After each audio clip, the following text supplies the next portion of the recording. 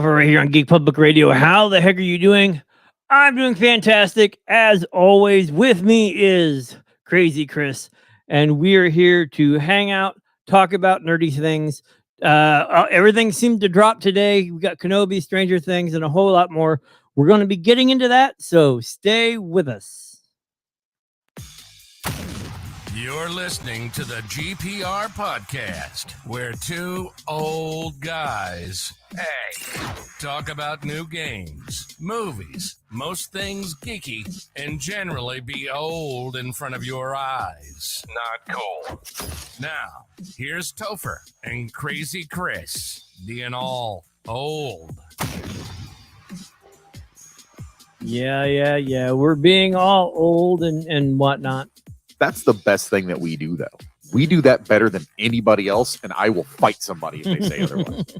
Good evening, everybody. Welcome to another exciting edition of Geek Public Radio. I'm Crazy Chris, and we are going to be talking about some awesome things, some stranger things, some Jedi things, some scary things. We're going to be talking all of that and so much more with you guys. So thank you so much for joining us. To everybody that's already in here, you guys are always amazing. We appreciate each and every single one of you. If we could have all of you do us a favor, make sure you stick around for the show. That helps us defeat the evil YouTube algorithms. And you can further that by smashing the crap out of that like button, ring-a-ling-a-dingy the belly button on YouTube to make sure that you never miss a beat of the action that we present to you every single week. We try our damnedest to bring you the hottest news, the latest news, everything in between, and just general opinions about two old dorks that sit around a game all day. That's according to some, that's what we do.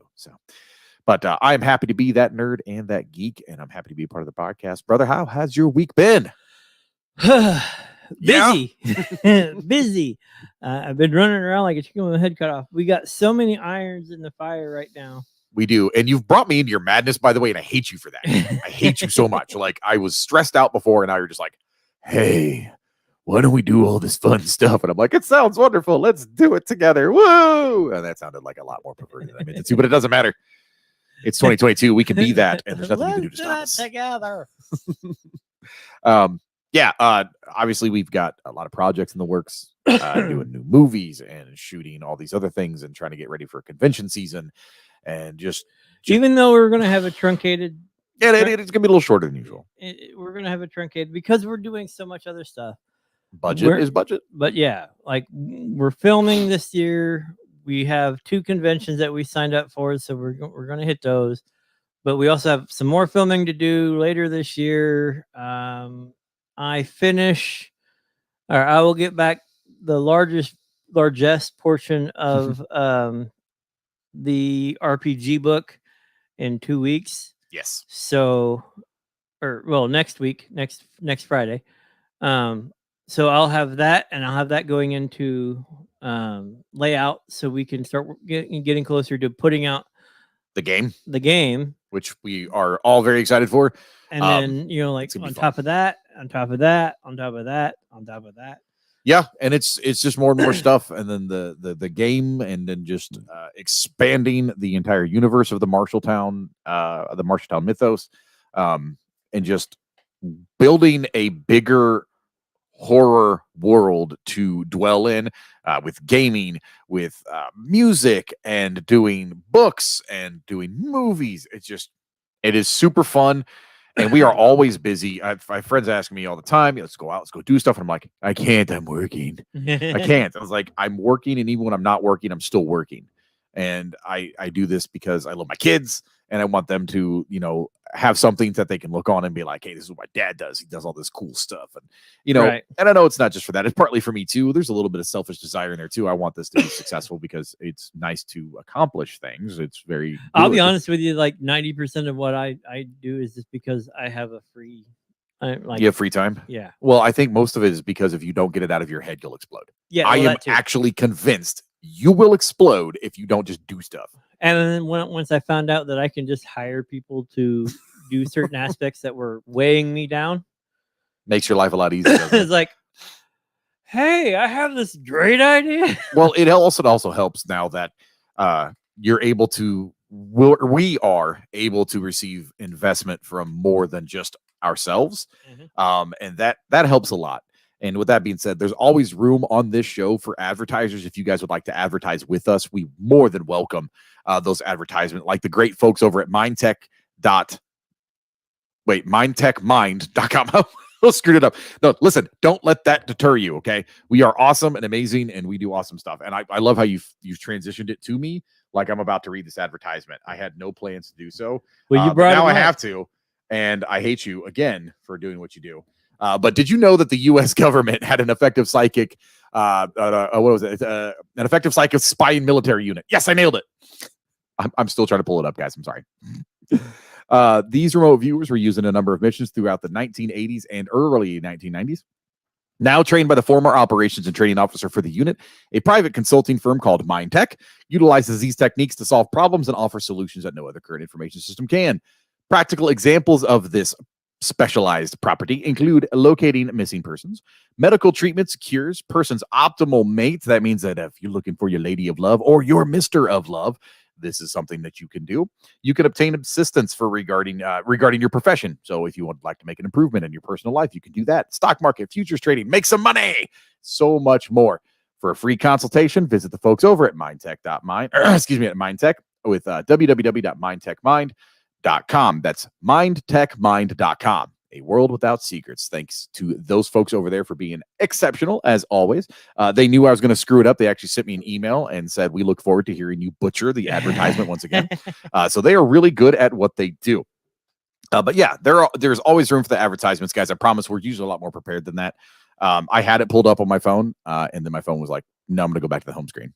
And then I went to the messages where it's hidden very softly and cradled ever so gently. And then it wasn't there. So I had to retrieve it quickly. It was not fun. I feel like I did a good job. I pulled that up really fast. No. But we are here to talk about other things other than how I screw up advertisements. And that brings us to, what do you want to talk about? You want to do Stranger Things first? You want to do Obi-Wan first? Well, how about this?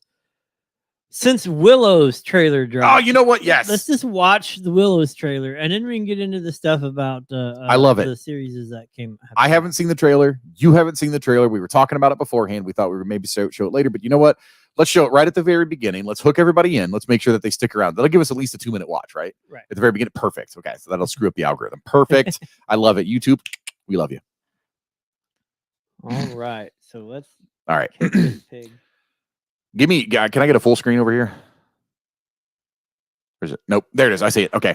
I'm going to look over here. So it makes it look like I'm looking in the camera. All right. All right. Ready? Yep. Let's do this. There is a story of a child destined to be an empress, and the unlikely hero who would protect her.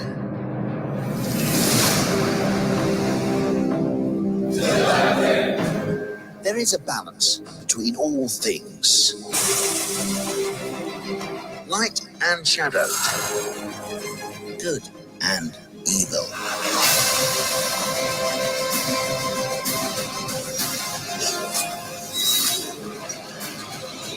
When that balance is upset, the universe corrects.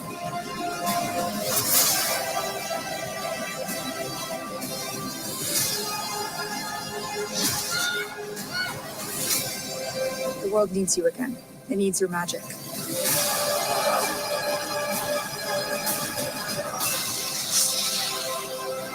Into the unknown. That's where we must go.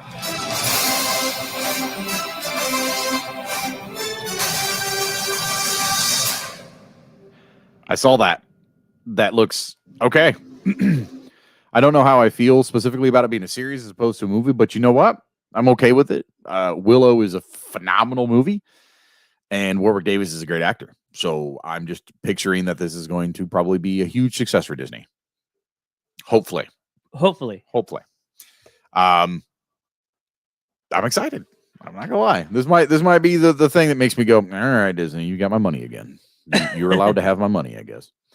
Or I'll just, get a free subscription from something that I signed up for. Right. All right. So this episode is brought to you by Not Rip It. but that could change. Rip it if you're listening. Rip it. Hello. It's delicious and I love it. And if you're not drinking Rip It right now, then you're probably a monster lover, and that makes you a bad person. So delicious. That's my F-bomb, by the way. It's awesome. Anyways, so Willow trailer, what do you think? I am trying to get our next thing up. Before E, except after C?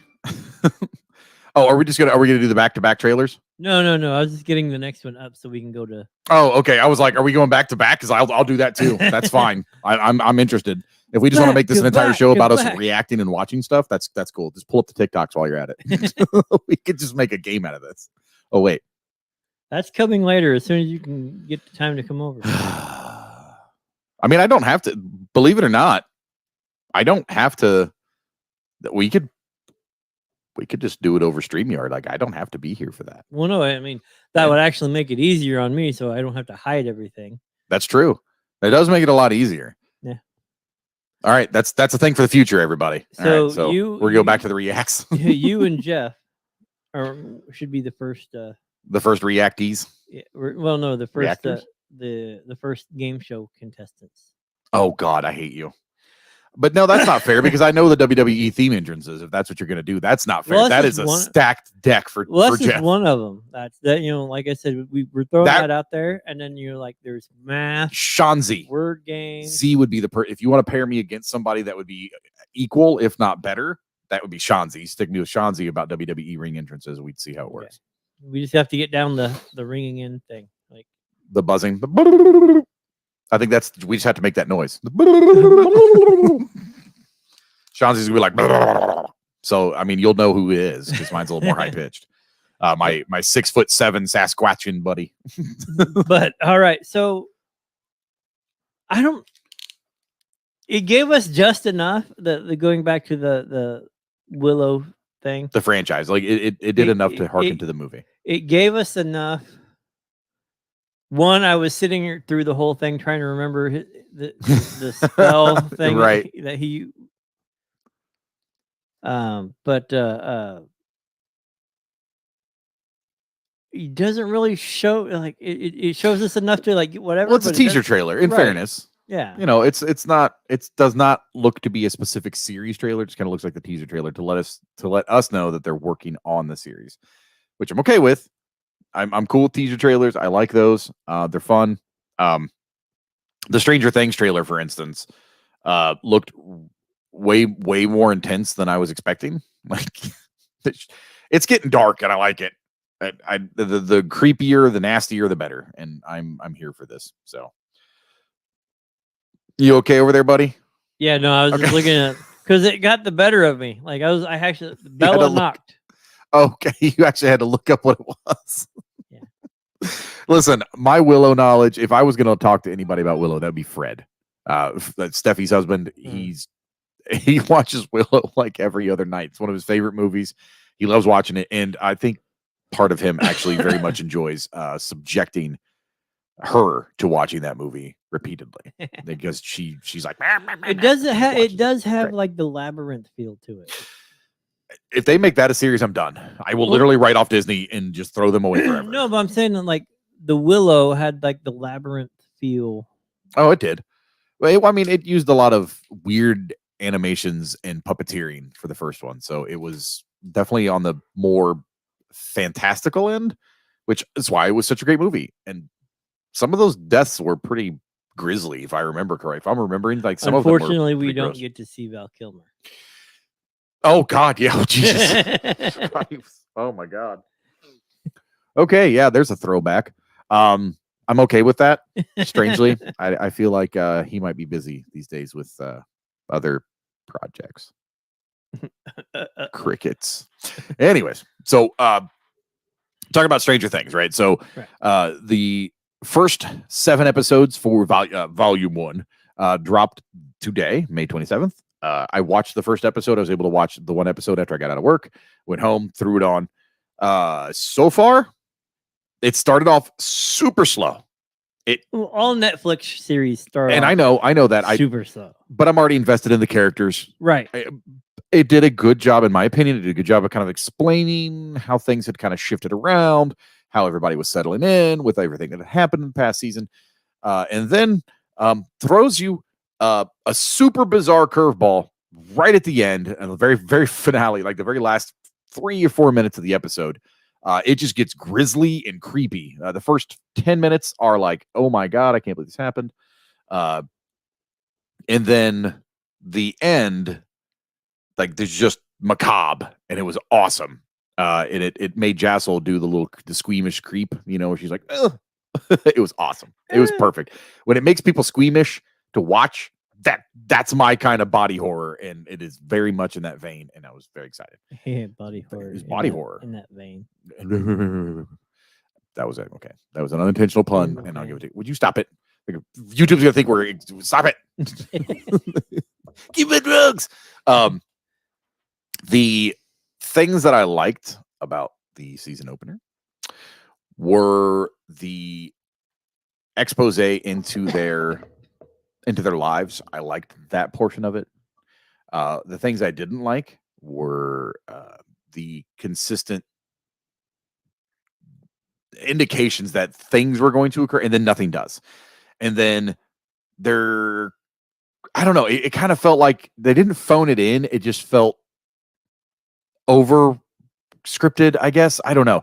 I feel like some of the things that they went on to, here's a good one for you. You're filmmakers, right? So you're a big fan of show, don't tell. Right. And they did a good job of showing, but then they would also tell. Like, I didn't need to know certain things about certain characters because I already knew. Like, it felt like a rehash on purpose, which was weird.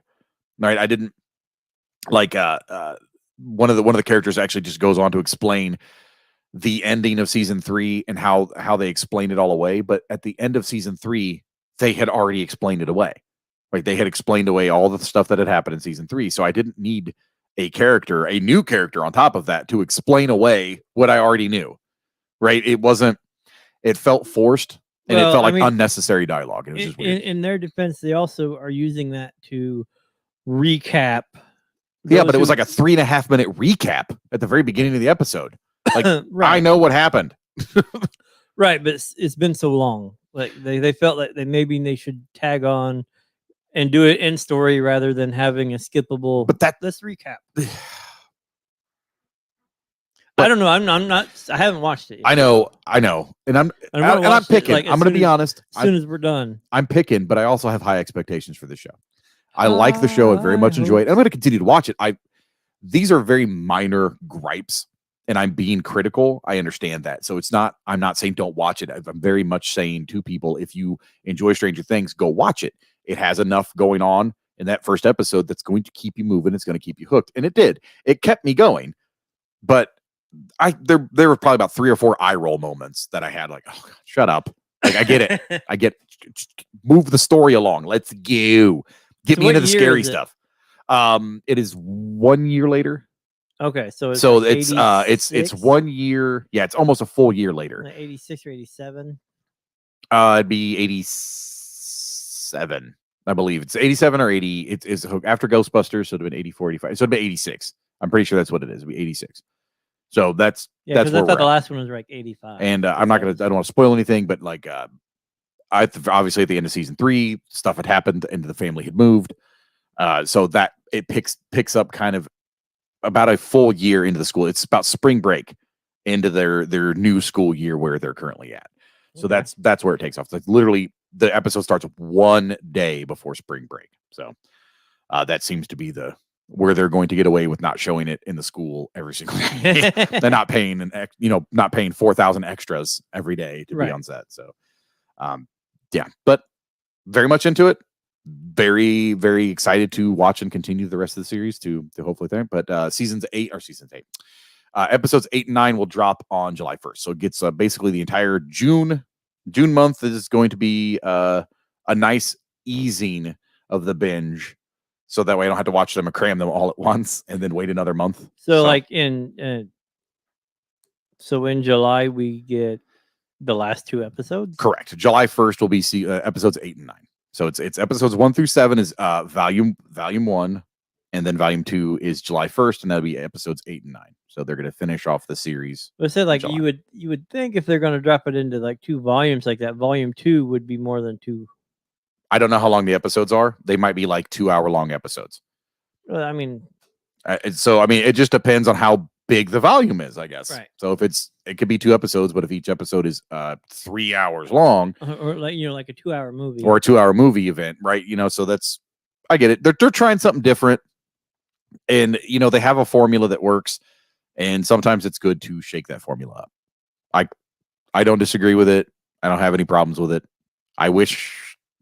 The thing I like about Netflix versus Amazon or Apple or even Disney is the episodic drops. Usually when they release the season is released. You can just binge it on the spot. And that is what Netflix has always done better than Disney and everything else. No, I know. There is so many, I'm in the middle of so many different ones, and I'm just like, why do we have to keep this? Because they want to drag it out month to month, so you keep paying that's a business strategy. They're done with the episodes. Like Paramount does it. Yep. But Paramount releases it to where, but but Paramount's they'll have episodic period. Yeah, you'll have so many here, and then they'll start another series that catches your eye. Yep. And they'll layer it over, and they come out the same day. So like you're watching 2, and then you drop down to 1, then they release another series, and it's on the same day. So you end up like watching. Oh, it's all about Plus Thursday every Thursday, right? And that's what it is, right? And Peacock and Paramount, they all kind of had that episodic format. Paramount is a broadcast channel, right? Right. Disney was a movie company beforehand, so they are very much a business model based on a movie. You release it in episodic format, one at a time, and that way they can continue to take your money. That's how they've always built their business, and that's how they'll continue to do it, no matter how much we complain, right? It's like The Mandalorian. I have friends that won't watch the new season when it drops. They wait until all episodes are available, and then they'll subscribe, watch all the episodes, and unsubscribe. And I have to say though that in this household, like any of the Star Wars stuff, which we're going to be moving to, is a thing that we all sit down like on Saturday. Like it drops on Friday. On Saturday we sit down and we watch it together. I've always watched it ahead of time for this show. For the show, right? And that's the thing. So tell me about Obi-Wan, because I have not watched any of it. Much like The Mandalorian season 3, I didn't watch any of it. So what's going on? No, Mandalorian season 3. No, I haven't watched any Book of Boba Fett. Sorry, Mandalorian season 3 hasn't dropped yet. My bad. Yeah, it starts right about 10 years after the end of Jedi. No, episode 3. Yeah, Revenge of the Sith. Yeah.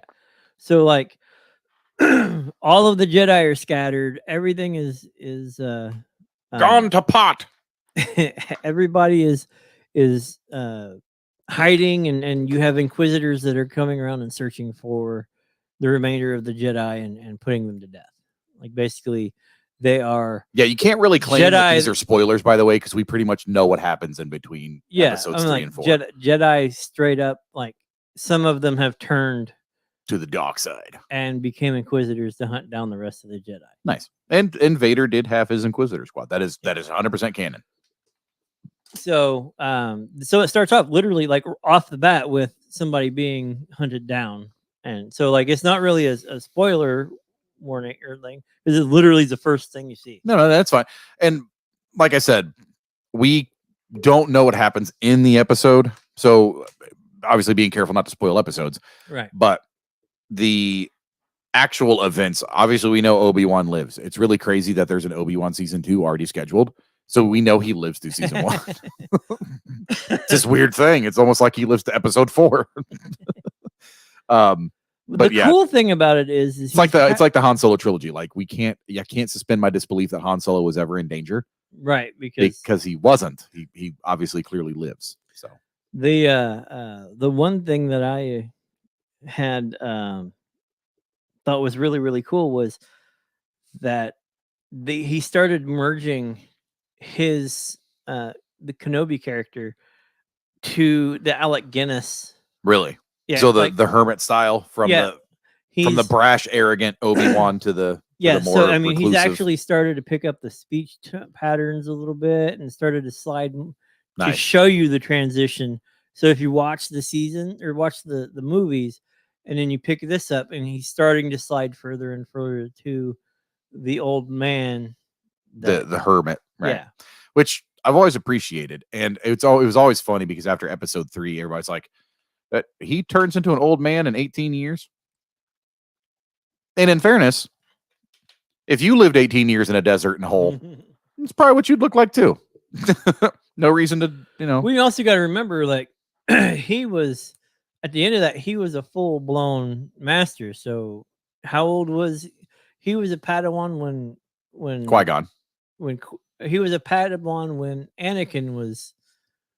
No, he was a like, Padawan, right? Whatever. So you're looking at like what, 15 years later is the stuff. Then you got the Clone Wars and all of that stuff, and then you got the turn.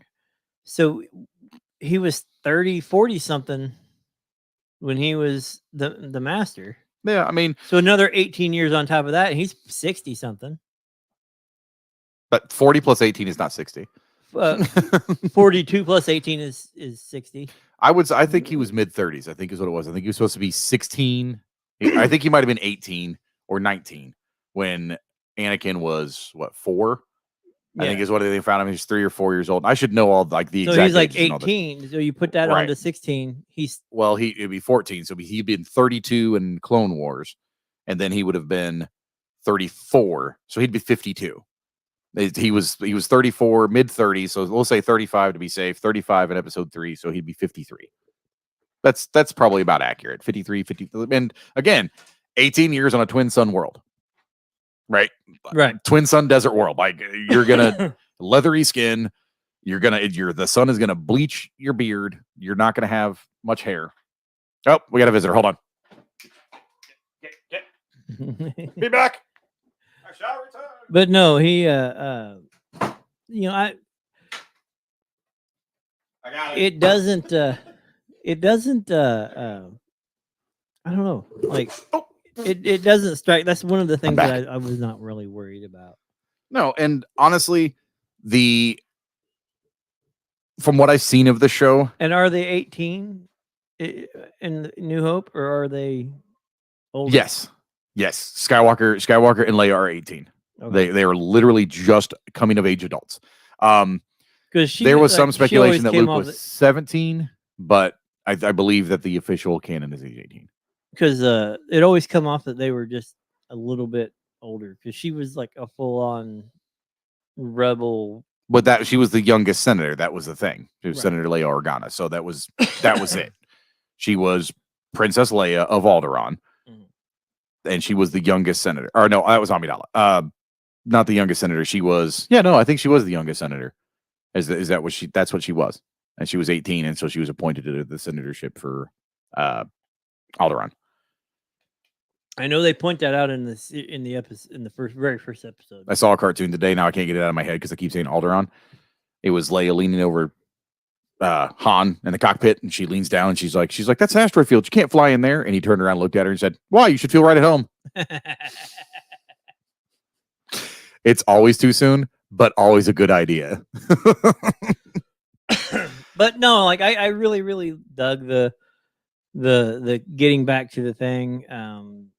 Some of the stuff, it's a series, so it starts off slow. Oh, sure. But it by the episode 2, because they dropped both episodes, 2 episodes today, so I watched both of them. Sure. And by the second episode, it's like, okay, picks up the pace a little bit. Now it's time for the third. Come on, like I need to see the third episode. Come on, come on, Disney! I need my Star Wars fix. Speaking of Star Wars fixes, they have a thing for Alderaan as well. Really? Yeah, it's a series. Why?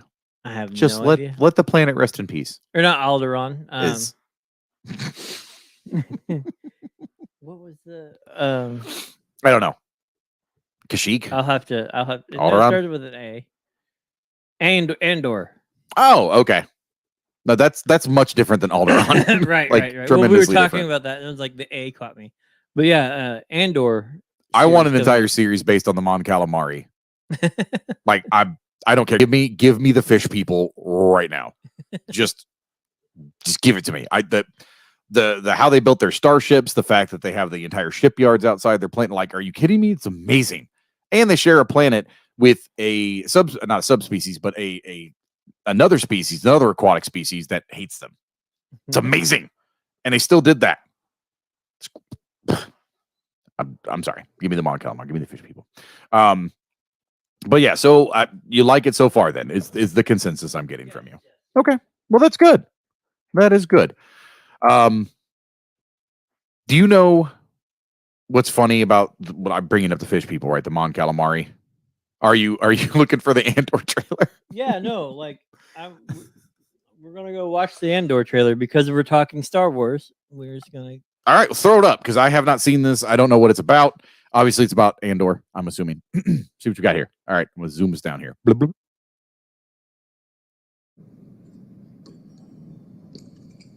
Looks like Game of Thrones.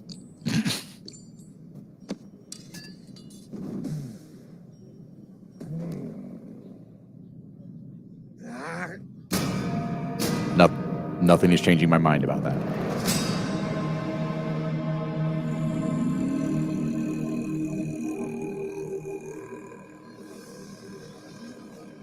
The Mongolian throat singing. Yeah, I like the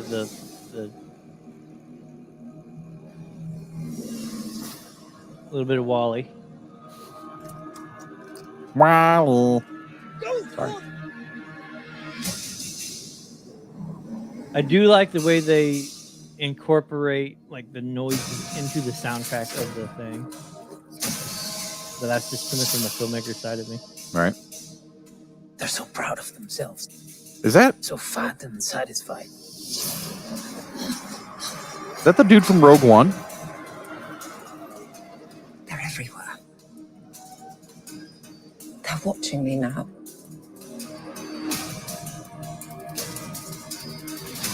Soon enough, these days will end. Yeah. There will be no rules going forward.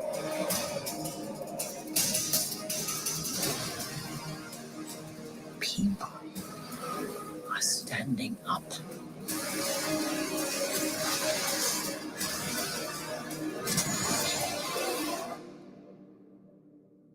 That's what a reckoning sounds like.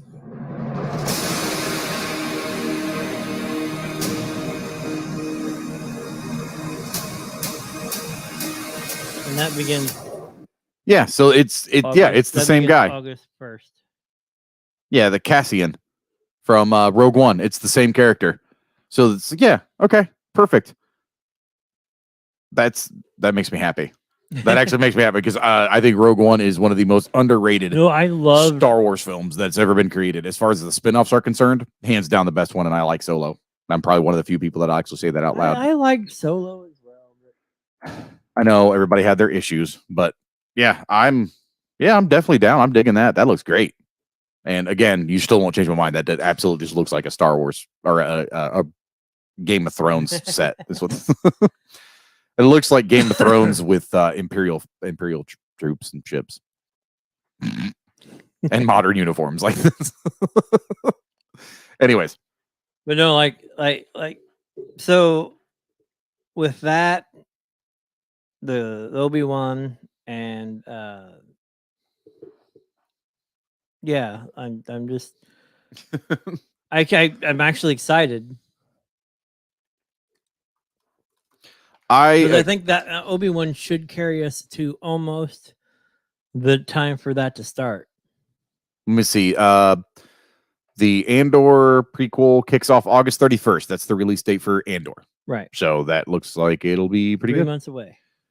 And is it I'm looking at it right now. I can't tell if is it a film or is it It's a a series? series. It's a series. Okay, yeah, there it is. But it looks like it was almost done with the film budget. It looks good. I'm not gonna lie. Like I'm teasing about the Game of Thrones references. Like obviously I'm joking. Like maybe. Well, a no, little bit like of they Vikings actually in there. they actually have the lighting right. It's Yeah. not too dark. God, I got to that episode and I completely forgot that it was a thing. And I was sitting there like, It's like, man, I can't see anything. And I was like, oh yeah. So we like blacked out the whole room. There was no light in that room. The only light that you could see, and you know how like your little sound bar will have like a little red light on it to let you know, or green light to let you know it's on. Taped it over. Like that was the brightest light in the room. The whole room was like in this red glow, and I was like, good God, we blacked out all the lights. Couldn't even see each other. Like it was like, hey, are you over there? Yeah. It was great. That's how I'm gonna start watching horror movies from now on. That's how I watch. Just black out the whole room. That's the I'll best wait way. till it's about like this out, and then I'll kick and it then on. then you kick them on. See, I watch them in the daytime, nighttime. I don't really care. It doesn't make a difference to me. It doesn't. I'll do that. I watch it if I've already seen it.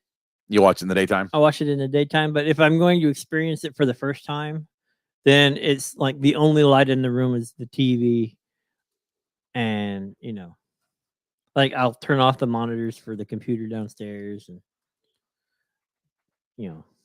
get that. La la la. So, what did you think of the Andor trailer?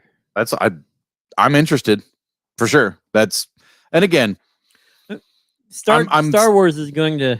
It's inevitably going to be Star Wars that draws me back in. It's just that's my most beloved franchise of all time. Happens to be owned by whom I consider the most evil corporation on the entire planet. Like, and they I are hate the it. Empire. No, they are like 100%. They are the Empire from start to finish. And if you sign up.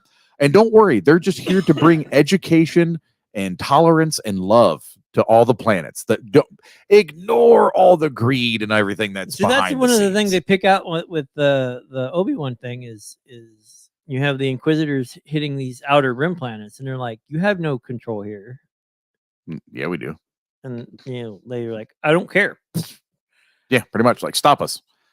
No, and that's what was really funny. Is there's a book called The Young Jedi Knights, right?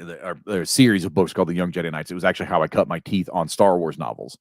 I own most of the Star Wars novels at this point that were post episode 6. So obviously started with the Zahn series.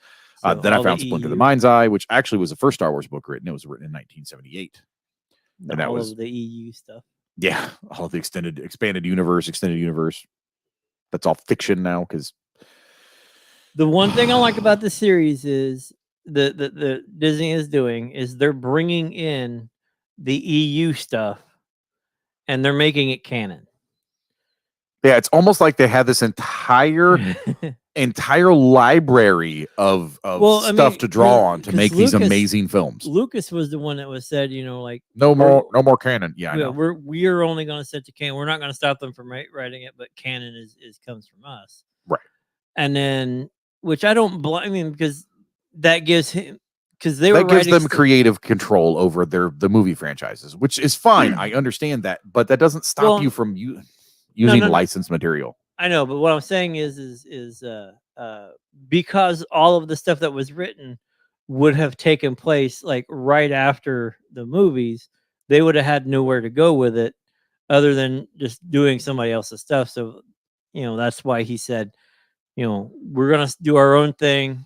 The books are that's when they came up with the extended universe stuff. And it was all something over here. And then we were going to forge our own path because we have other ideas that don't match with what's in the books. So we want to make something new and different. And then they sold to Disney and that happened. But the cool thing is Disney now, John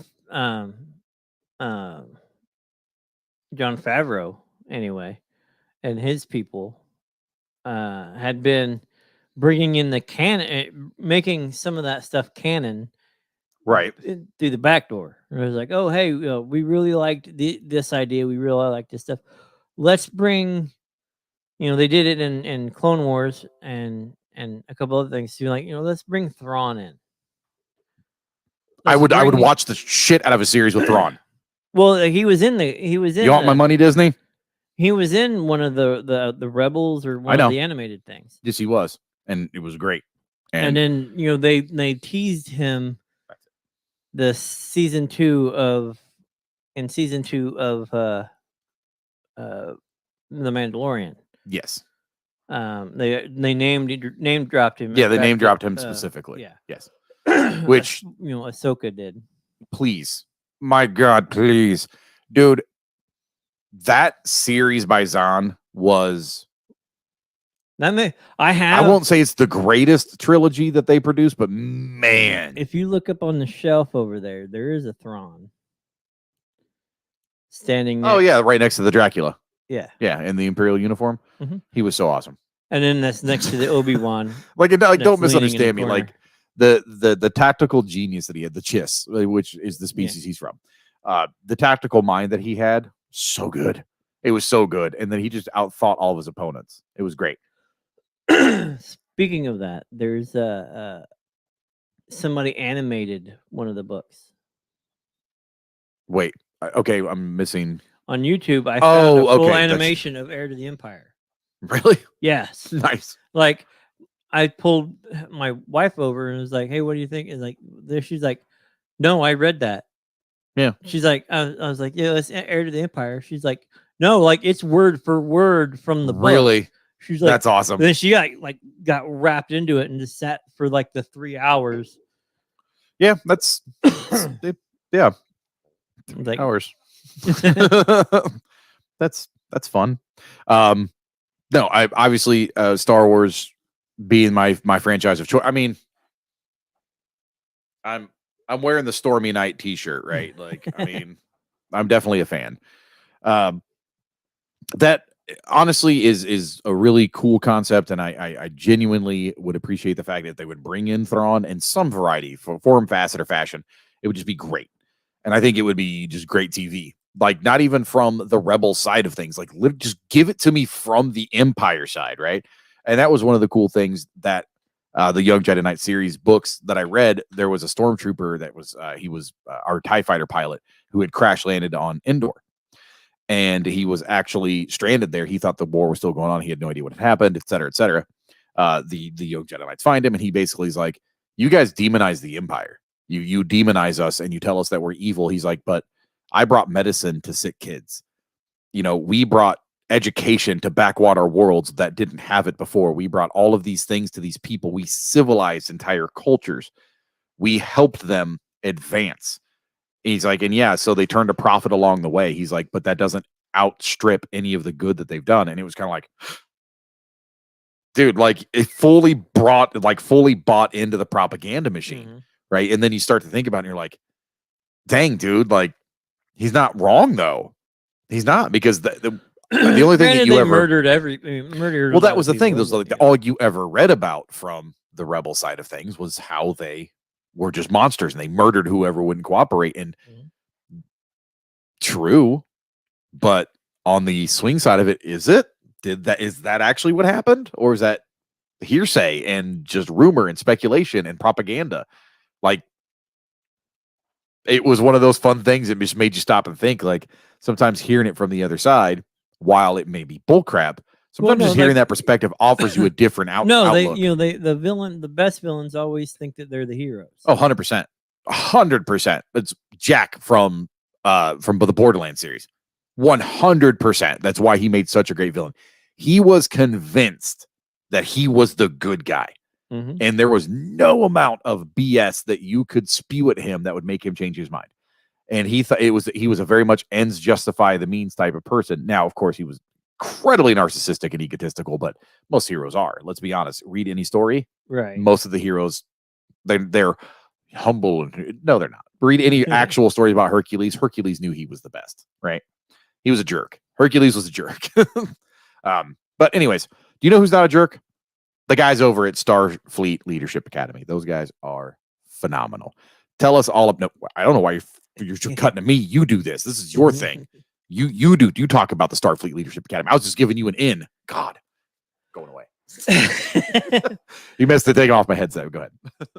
No, but yeah, if you are interested in checking out, picking up concepts and stuff that you are failing at, that you feel you're failing at in leadership and whatnot, instead of taking a full leadership course, check out our guys at the Starfleet Leadership Academy.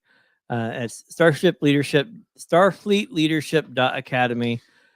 Check them out. They couch good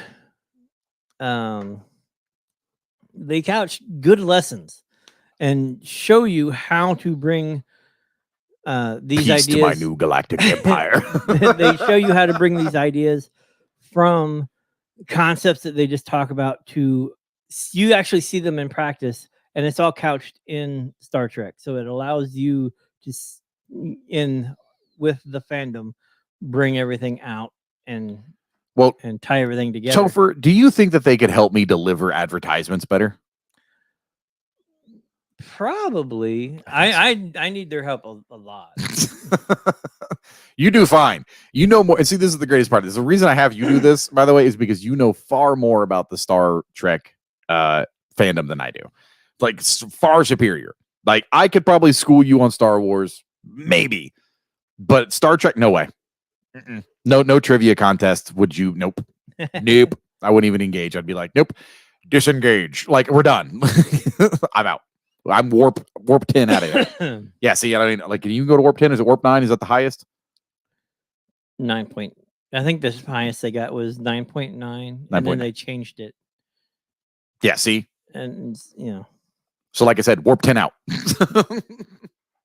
But that is Starfleet Leadership.Academy, where you can find all kinds of useful information that allows you to expand yourself and to grow as a leader, a person, and anything kind of that you want to be in your personal life. Just they're great dudes over there. I love it. Oh, yeah. It's fun, and even if you are not looking for that type of thing, it's still an entertaining podcast. Like, they are still an entertaining group of dudes to listen to and talk about Starfleet.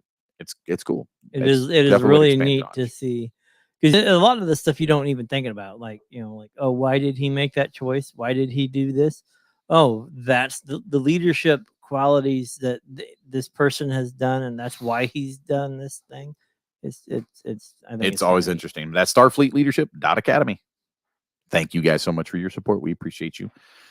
Oh my goodness. Okay, so what else we got? Well, so last episode we speculated a little bit about Silent Hill. We had some Silent Hill rumors, some conjecture. There are two Silent Hill games currently in the works.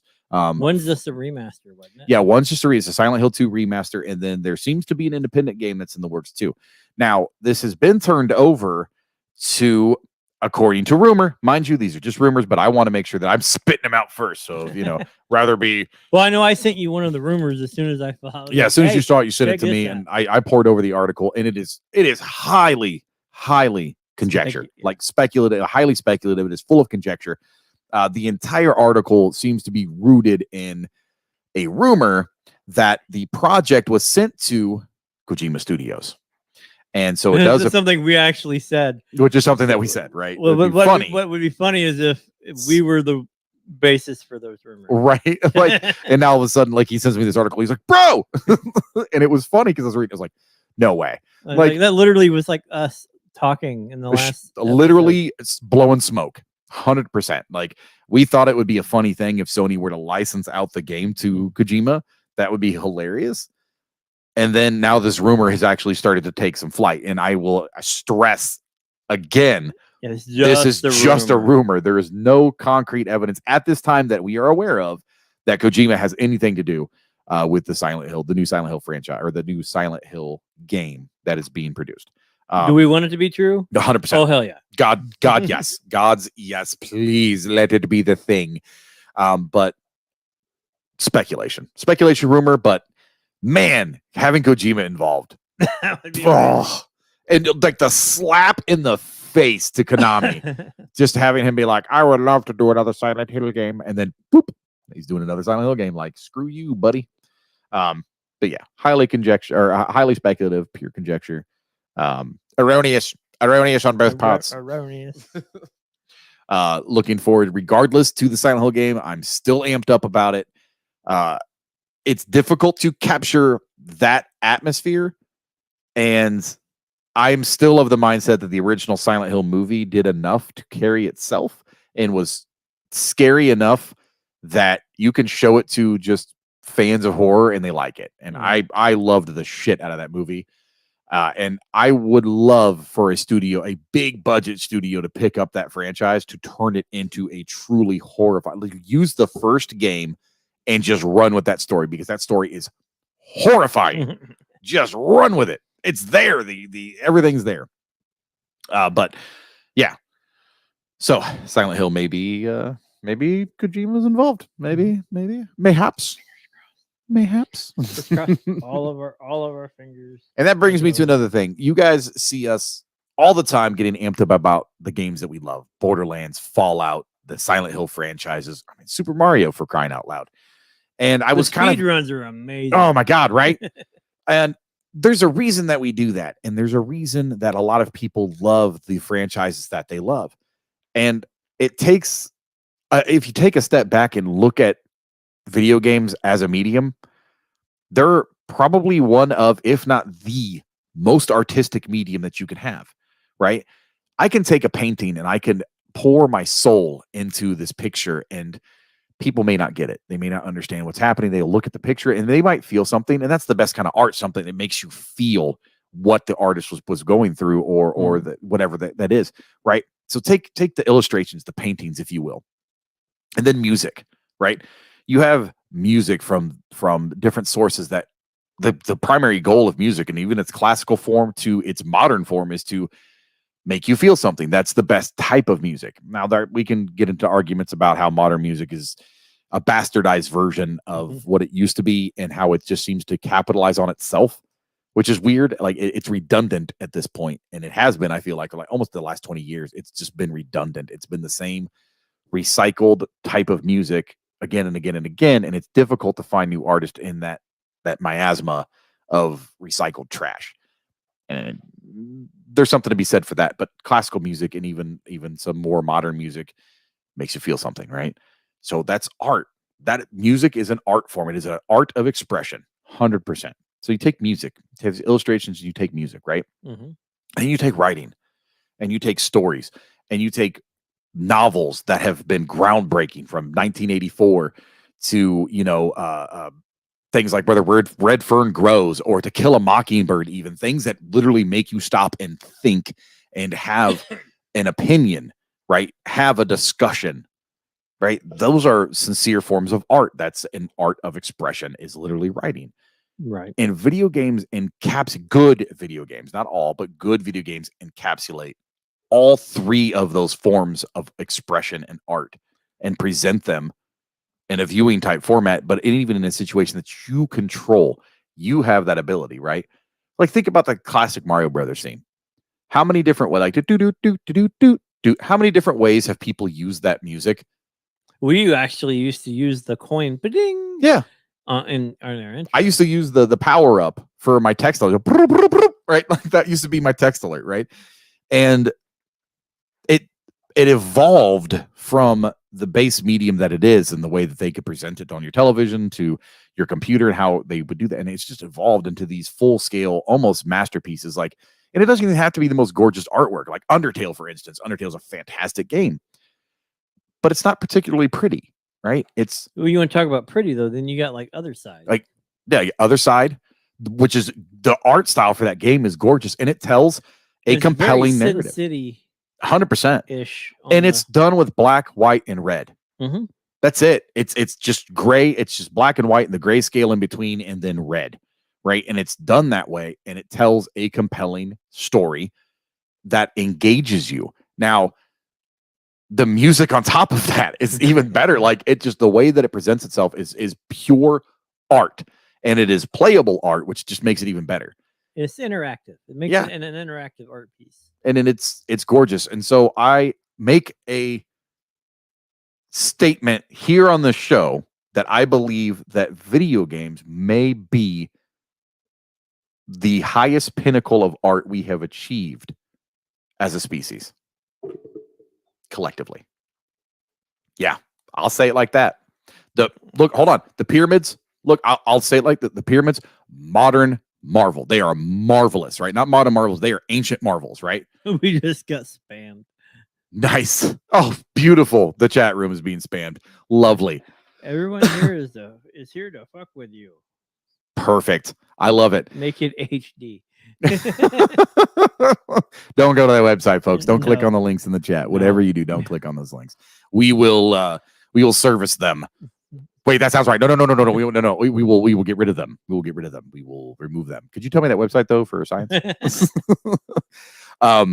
But you think about things like the pyramids or the Great Wall of China, all of these beautiful pieces. And now, granted, the Great Wall had an opposing feature, but like it's beautiful, right? The pyramids, they're gorgeous, they're beautiful. And when they were first created, they were that limestone, and they were like this sheer white, right? They were just beautiful. The Grand Canyon, right? People have made pictures and art, but those are all natural formations. We're talking about things that men have made, people have made and created over the years. Rock music, right? Created by a Black woman. Absolutely an engaging form of art. And it was beautiful. And it still remains beautiful to me. But art as a whole, collected in a video game, it takes all the best aspects of that. Some games tell the most compelling narratives. They have the best stories. They have the most beautiful images. They have incredible music, right? I think, honestly, that video games are the pinnacle of modern art. And anybody that disagrees with that or tries to disparage video games, I'm not talking about Grand Theft Auto, okay? That's not what I'm referring to. Grand Theft Auto is literally recycled bull crap compared to the things like Other Side. Other Side was an indie studio game that was developed. Valheim, indie studio game created with a specific set of music. Skyboxes in Valheim are it's amazing. incredible. Remember the first time we played that, we saw that skybox and we were just like, oh my God. Wow, you can see the constellations and the star. Right. It was so cool. It was phenomenally amazing. And I felt something. I was like, this is awesome. This is going to be a great game. It kind of reminded me of the first time being on Halo and seeing the ring, like as it comes up, the right? Skybox, and it's you're looking past, and look at this franchise. It has evolved into what it is now. Like there's a series about it. It may not be a good one, but there's still this art that people are still capitalizing on, and it's images like that. And I'm thinking about games like Final Fantasy VI, which is my favorite Final Fantasy. I think it's one of the greatest, if not the greatest, RPG that was ever created, because it took these tiny little sprites, man. And by the way, the box artwork and the artwork for it outside of that, the character concept art, still looks phenomenal to this day. Oh, yeah. But, they took these little 24-bit sprites and they created some of the most dynamic character, and they made you feel for these sprites, man. Like, I cared. I was 13 years old playing this game, and I cared what happened to these sprites. That game single-handedly made me a good guy for narrative-driven games like Fallout in the future, right? It took me forever to break that. Forever to be like, no, I want to be evil. Like, it took me forever. By the way, we actually got one over on, we have officially beat Kevin Smith to the punch. About what? Because that was the doodle was him going live on Thoughts About Kenobi. Suck it, Kevin. I have been to the shop and it is super cool. So I've been to Red Bank, New Jersey. I have been to Mecca. And it is beautiful. But yeah, so my closing thoughts tonight. So we still have one more thing to. We do have one more thing, but my closing thought, my big is maybe a contentious argument from some people. I'm sure some people might hear this and be like, this is nonsense. My closing argument is, honestly, I feel like video games as a whole. I think you've been watching the trial too long. Probably.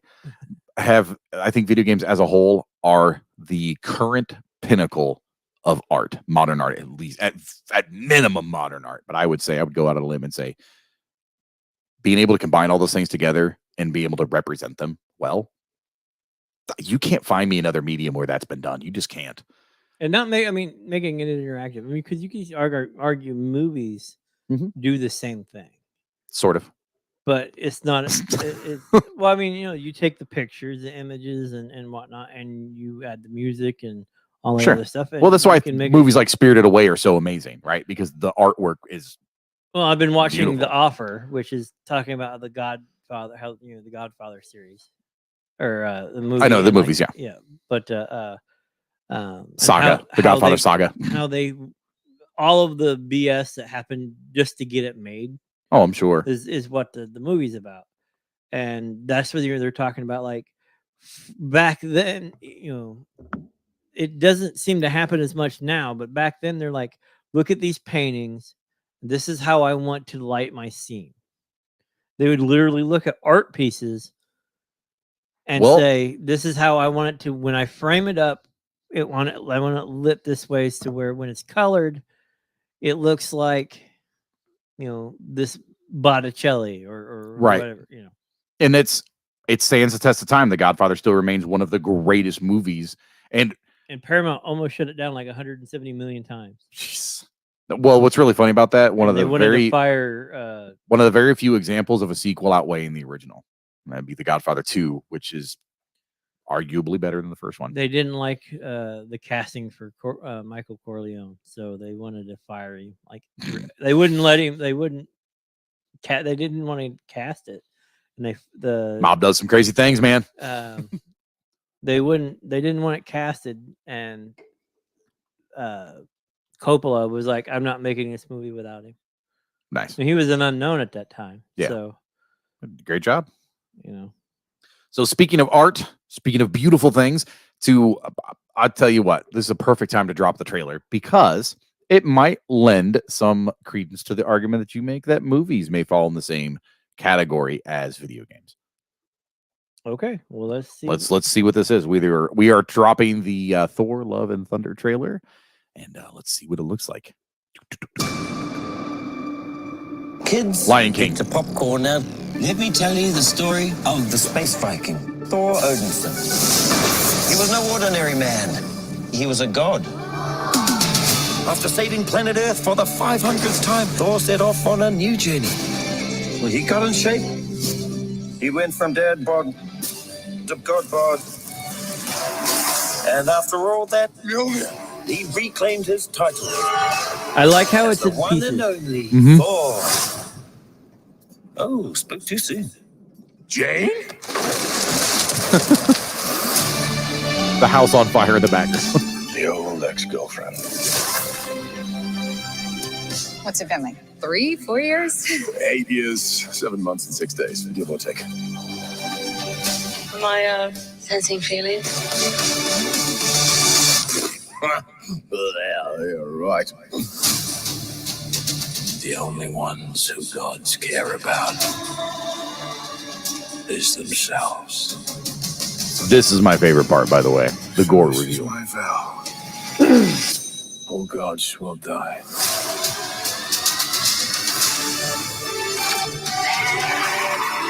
I just want to say that was very, very impressive what you did back there. He's just my first bad guy. You never forget your first.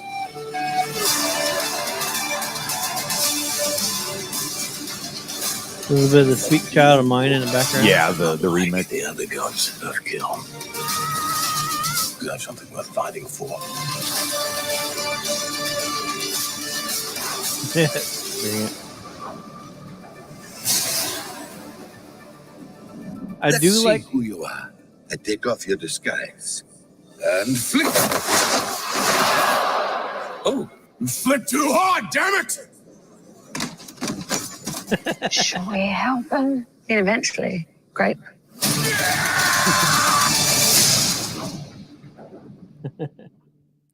Now, I like how the trailers now have like after scenes. right? Thor Love and Thunder and bonus. I'm excited about Thor Love and Thunder. You flick too hard. Thor is one of my favorite superheroes from the very beginning. I've always loved Thor, even pre Marvel Studios. It's always been my favorite superhero, right? So a lot of the mythos and the lore behind Thor. That sounds like a great series, doesn't it? A lot of that lore, I love it. Right? So I like the fact that it's Mjolnir is still broken, and she can actually control the individual pieces. Yeah. So she and it spreads out and hits people and come back. Yeah. So yeah, it becomes like a more of a multi-ranged weapon. Yeah. Like a Mjolnir shotgun. Because Mjolnir was not terrifying enough by itself. We talked about this behind the thing. It doesn't show how she became worthy. But are you gonna reveal what you think it is? Yeah, I know. Okay. Okay. Becoming worthy is an STD. Yep. So apparently, the official Geek Public Radio theory, just a movie theory, is that becoming worthy is an STD or becoming Thor. Yeah, Specifically becoming Thor. Thor. Because Thor was born which would make the godlike powers that he had. Those came from his daddy, right? So he was born with the STD, and then he can pass it on to lovers. Like the last time you said, or when you made the statement, you're like, wait, what about like Cap? I was like, wait, Captain America and Vision. Like, but they didn't become Thor. They were just worthy. They could wield the hammer. They didn't take on the mantle. Well, I mean, depending on the context of this conversation, they definitely wielded Thor's hammer. Jane, at minimum, wielded Thor's hammer. There we go. We're going to leave it on that disgustingly perverted note for everybody out there. I'll leave you guys with images of that. And make sure that you guys tune back in next week. Same bat time, same bat channel. Hopefully, if YouTube doesn't censor or shut us down for the 3 trailers that we dropped on everybody today. Well, we're still connected. So yeah, they didn't. It doesn't seem like they cared too much. These are all Marvel Studios. The credits are right there. You know, we're borrowing Disney, Marvel, right? And we are, in fact, a media source. Whether you like it or not, that's what we are. We are allowed to show those images. Free use and all that. Croissant les all. All right, so we're gonna get out of here before he makes everybody angry or uncomfortable. One of those two things is bound to occur. But I am Topher. I am Crazy Chris. You guys have been a fantastic audience as always. Stay happy in Geekland, and we will see you guys next week. Peace. You've been listening to the GPR podcast, where 2 old guys talk about old. Talk about new games, movies, most things geeky, and try not to poop in their diapers while they're talking. Thanks for listening to the show. We'll be back soon. But in the meantime, find us on Twitter at Free Geek Radio, on Facebook and Instagram at Geek Public Radio, and the website geekpublicradio.com. We'll see you next time.